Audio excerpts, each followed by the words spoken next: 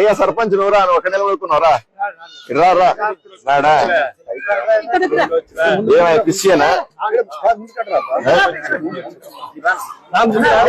సరే ఎందుకని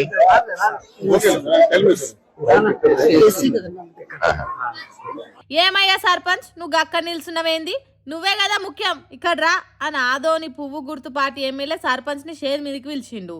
పక్కనున్నోళ్ళు తను రావద్దు సార్ అన్నట్టు చెప్పే వరకు ఎందుకని ఎస్సీనా అయితే సరే అన్నాడు బీజేపీ ఎమ్మెల్యే పార్థసారథి.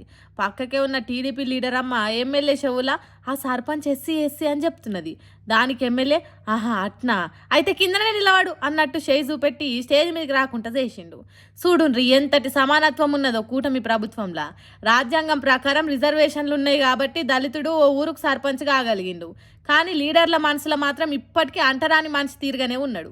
ఎంతటి గొప్ప మనుషులో ఎంత గొప్ప పార్టీలో చూడుండ్రి. కులం పేరుతోని ఒక మనిషిని తక్కువ చేసినట్టు సాటుకు మాట్లాడిన శిక్షలు వేస్తున్న కాలం కూడా అందరు ముంగటే ఎస్సీ కులం కాబట్టి స్టేజ్ మీదకి రావద్దనుడు ఎంత పెద్ద నేరం ఏం కథ.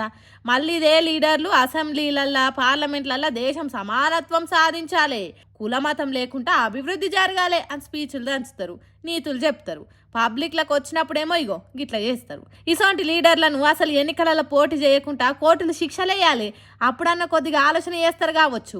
ఒక మనిషిని ఇంకో మనిషి కించపరిచినట్టు యేసుడైంది. వీళ్ళ మన లీడర్లు వీళ్ళ మనల్ని పాలిస్తున్న నేతలు షిషిషి ఏం బతుకులరా మీ దళితుల్ని అవమానం పాలు చేసిన మిమ్ములను నాయకులను ఎట్లంటారా అని తిడుతున్నారు. ఈ ముచ్చట తెలిసిన పబ్లిక్ అంత ఇప్పుడు